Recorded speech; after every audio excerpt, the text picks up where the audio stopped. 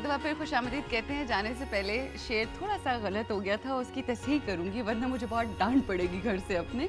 खुद ही को कर बुलंद इतना कि हर तकदीर से पहले खुदा बंदे से खुद पूछे बता तेरी रज़ा क्या है। और इसी चीज़ को हमें अपने जहन में रखना है कि हमें दूसरों की नज़र से ज़्यादा अपनी नज़र में बुलंद होना है और होते चले जाना है। इसी तरह से हम भी मजबूत होंगे और हमारा मुल्क भी मजबूत होगा।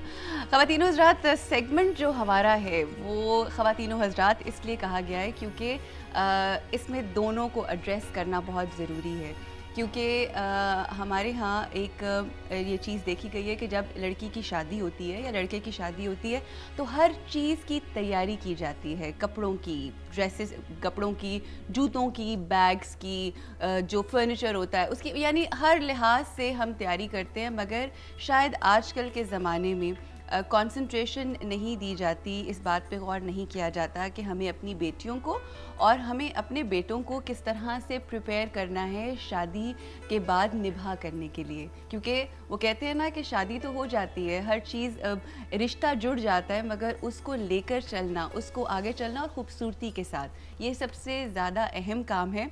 और इस चीज़ को मैं बहुत अरसे से करना चाहती थी, इस सेगमेंट को मैं एक प्रोग्राम की सूरत में बहुत अरसे से करना चाहती थी, मगर शायद मैं उस काबिल नहीं थी। उसका रीज़न ये था कि शायद मेरी अपनी शादी उस वक्त नहीं हुई हुई थी, और अगर मैं शादी के हवाले से कोई बात करती तो देखने वालों की ये सवाल होता है कि आप ख़ुद तो शादीशुदा है नहीं, आप ख़ुद तो सक्सेसफुल लाइफ गुजार नहीं रही, तो आप किस तरह से बात कर सकती हैं।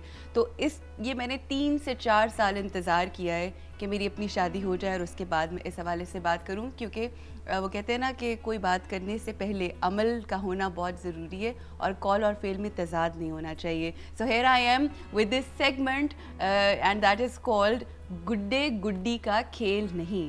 शादी है, गुड्डे गुड्डी का खेल नहीं है। और अगर आपको गाइडेंस चाहिए तो हमारे साथ यहाँ पे एक पैनल हुआ करेगा जो आपको गाइडेंस देंगे और मशवरे देंगे आपके प्रॉब्लम्स के हवाले से।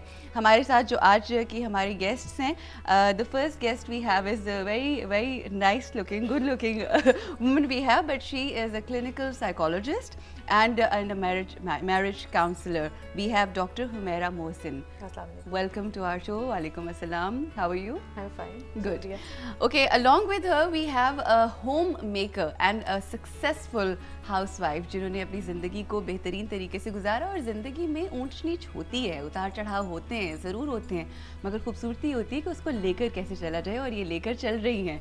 और मेरे ख्याल खुशियाँ ज़्यादा हैं इनकी ज़िंदगी में। I hope so. We have Sonia Hasnain. अस्सलाम वालेकुम। वालेकुम सलाम and welcome to our show. Thank you.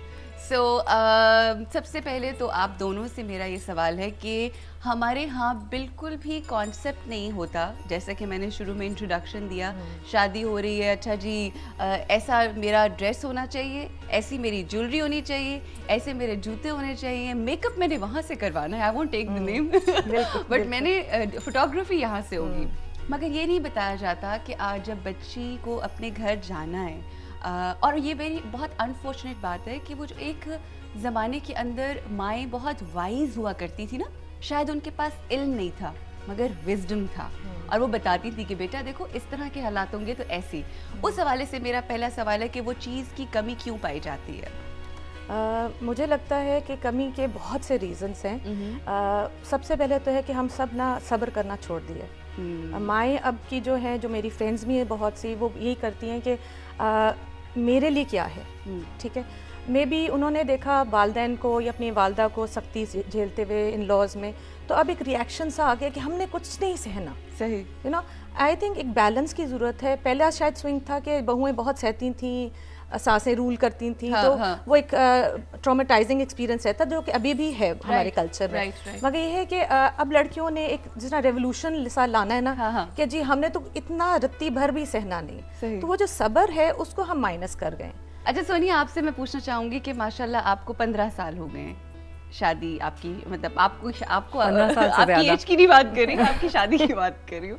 15 साल माशाल्लाह हो गए। तो जब आपकी शादी हुई थी, अब ये जो हम आजकल की, प्लीज़ जो माएँ सुन रही हैं प्लीज़ हमसे नाराज़ मत होइएगा, ये एक ऐसी बात है जिसको हमें करना ज़रूरी है। और अगर हम माओं की बात कर रहे हैं तो थोड़ा सा कोशिश करें इसको समझने की कि हम किस पर्सपेक्टिव से बात करें। सवाल मेरा ये है कि आपकी मदर ने आपको नसीहत क्या की थी जिस वक्त आपकी शादी, क्या नसीहत थी?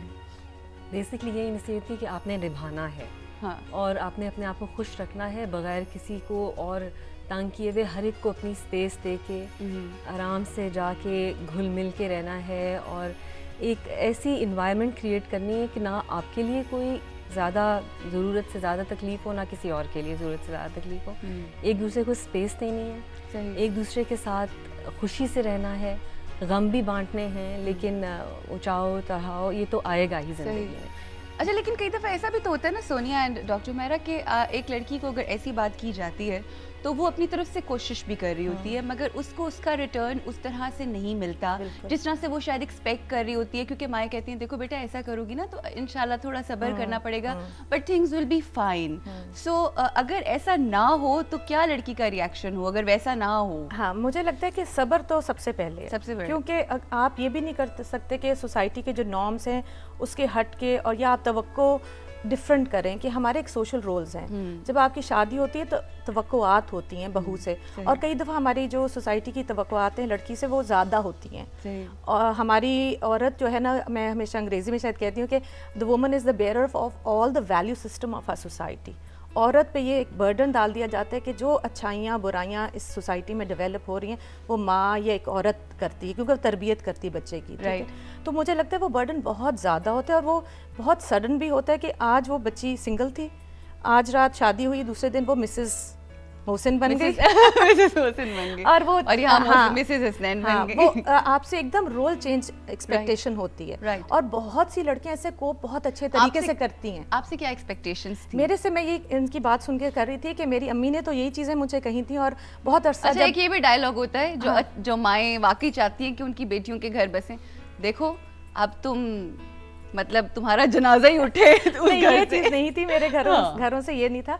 ये था कि ये भी था कि फैमिली अच्छी है आपकी, we didn't know the family as such, मगर ये कि अच्छे लोग लग रहे हैं, आपने कोशिश पूरी करनी है। और अगर मैं कभी बुड़ करती भी थी तो अम्मी कहती थी कोई बात नहीं, ये होता है, नॉर्मल सी चीज़ करती थी बुड़? हाँ हाँ करती थी कि देखिए अम्मा ये क्या कर दिया। मेरे जो इन लॉज थे 4 भाई थे, तो उनके घरों में ना जरा लड़कापन ज्यादा था।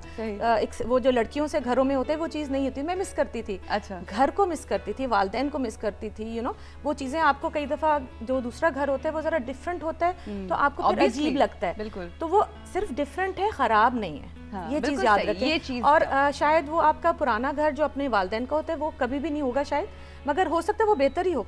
बिल्कुल बिल्कुल, मैं तो ये अप्रोच कहती हूँ कि रखें कि, और उसमें टाइम लगता है। मगर मैं ये कह रही थी कि मेरे फादर इन लॉ जो थे वो भी बहुत साइकोलॉजी, उन्होंने शादी के बाद खुद मास्टर्स किया शौक से। अच्छा, माशाल्लाह। और मुझे बहुत प्रमोट करते थे इस फील्ड में, और वो ये कहते, क्योंकि मेरी शादी मास्टर्स में हुई थी, तो I was studying while I got married, तो उसमें वो बहुत मुझे सपोर्ट करते थे। और वो मुझे ये देते थे कि बेटा चंद सालों की बात है, थोड़ा सह लो, कुछ तंगी होगी हमारी तरफ से भी हो जाएगी, शायद हमें नहीं पता कि तुम्हें क्या चाहिए, या हमारे जो घर के तरीके हैं वो आपको सूट ना करें, हाँ बताओ हमें, हम कोशिश करेंगे, तुम भी एडजस्ट कर लो हमारे साथ, कोई चीज़ पसंद ना आ रही हो। बड़ी खूबसूरत बात है ना वो लेकर चला। अच्छा, यहाँ पे एक और कॉलर है हमारे साथ। जी, मेरा नाम आसिफ है और मैं इस्लामाबाद से बात कर रहा हूँ। जी आसिफ, वही आपका बड़ा पहली दफ़ा मैंने किसी भी शो में फ़ोन किया और लकीली पहली कॉल ही मिल गई।